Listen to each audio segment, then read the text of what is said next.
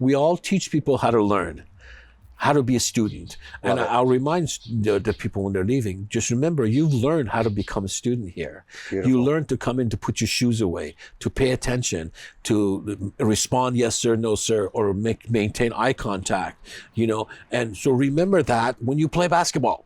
Love it. When you go into, do your next sport, you make sure you do all that.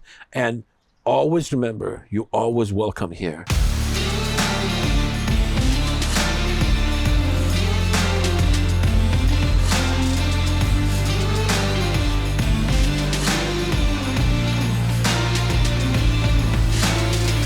We talk a lot about all the benefits and all the things of martial arts and being a teacher and all the wise wisdom, but you own a business, you own a school.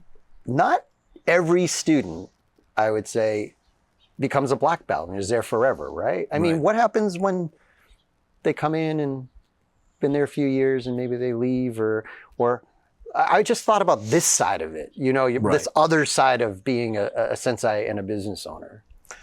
Well, I'll tell you one thing that's missing in our community as a martial artist, and maybe a lot of service-oriented businesses like mine. The truth is, 99% of people will stop. Very rarely you have someone that's going to stay with you 20, 30, 40 years. And so, our business runs on an average student life, how long that is. Some schools are longer, some shorter. Right. But I wanted this message to be to the parents and students who stop training, which happens to be everybody. That's so true. My suggestion is, I think we should have a closure. And don't get me wrong by closure versus manipulative sales techniques to get students back. Right. Forget all that. This is after you've done all that, whatever, try to do your best with them. But, they're stopping. I think it's really important for the parent to bring the kid or the teen or an adult to have come physically and sit down and just say, I'm moving on. And for the instructor, someone like me, to be so strong and be bigger than ourselves, to wish them well, and to allow them this freedom. You moving on, man. This not your thing anymore. I heard you moving on to play tennis. I think that is the most wonderful thing. I personally love tennis. I wish I could would do it, but I didn't. And what I really think is that everything you've learned here is going to help you in your tennis training. I'm sure the lessons are going to, and I'm so glad you've chosen to move on to another sport, to something that's so good for you. So high five, man. But here's the most important thing. I really want you to know, if you're ever around here and you don't have to, buy a membership to come, whatever. If you ever miss training or hitting the bag, or you just want to come by and say hello. You're always welcome here, and shake their hand and let them know that high five. That way, when you see them sometimes in a shopping mall or something, they're not ashamed. I've experienced that, because a lot of times students, will see me or something and they'll be like, oh my God, and I know what they're thinking. They don't even know why they stopped. They stopped, they didn't tell me, or the worst one is the parents just send me a text or email saying, stop the payments.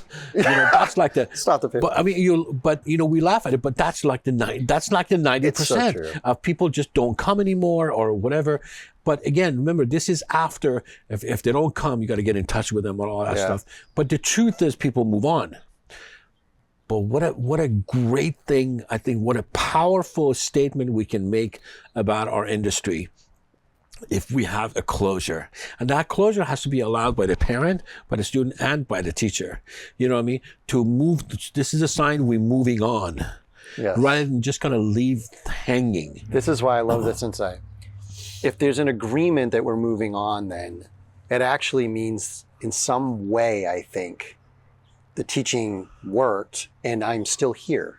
Absolutely. Right? It's closure, but it's opening at the same time. Wouldn't you say? I know I find with coaching soccer as much as martial arts, and I take it from martial arts because martial arts has guided any sport that I do. Right. Anything that I do, any sport, my whole life, this is starting at age 6. The way I think about the sport and why I excel, or maybe not excel, but is because of martial arts, even from stretching because of martial arts. Right. The way I coach soccer, and the teams have heard this from me 1,000 times, I am going to teach you things so that when you don't play soccer anymore, if you do not play, they will all apply to your basketball, your volleyball, or anything else that you do. That's my goal. Right. This will work. And what I love about the closure thing is that I think if everyone accepts that, then you're still on the same journey. Absolutely. To your credit there. And certainly, as 2 daughters that have done martial arts and are in and out of martial arts, and myself who moves around a lot, so I've been in and out of dojos, I think we all have, there is certainly a feeling of guilt. Right. Because you don't mean not to be there anymore. You want to be. Like, it just that fade away of life moves on, and then you're like, well, now I don't want to go, I don't know what to say. And that solves it. Yeah. And I think, these days with social media, that's so much easier to keep in touch with people, you know what I mean? And to keep in touch with the people who have moved on, even to other martial arts. I mean, there's, as a teacher, I'm telling you, there's some people who come to my school and I can see they're competitive. They want to compete. And I tell them, we're a non-competitive school. Right. But I can only take you so far. And when it gets down to it, I'm going to introduce you to this other school that I think will take you to the next step. And they're like, are you serious? I'm like, of course. We want the best for you. You know what I mean? Or you really want grappling. That's your passion. Well, there's a school like a block away from me who's like the world champion. This guy will, help you. You know what I mean? So we need this more in our industry. People say, oh, what are your competition? Other schools, first of all, other martial arts schools are not a competition to me at all. Right. We have no competition. We're an educational system. It's not this school versus that school. Right. We all teach people how to learn, how to be a student. And I'll remind the people when they're leaving, just remember, you've learned how to become a student here. Beautiful. You learn to come in to put your shoes away, to pay attention, to respond yes sir, no sir, or maintain eye contact, And so remember that when you play basketball. Love it. When you go into, do your next sport, you make sure you do all that. And always remember, you're always welcome here to stop by, to say hello, because we miss you, because there's a bond, right? We have, and a lot of kids and teens, we end up with this bond, but we let them go in the name of, whatever, so we stopped using the word, we lost a student. Right. We had a couple of students who moved on. There's a huge difference between the language of it, and, he quit martial arts. No, he didn't quit martial arts. Right? You didn't quit anything. You're moving on to, something better.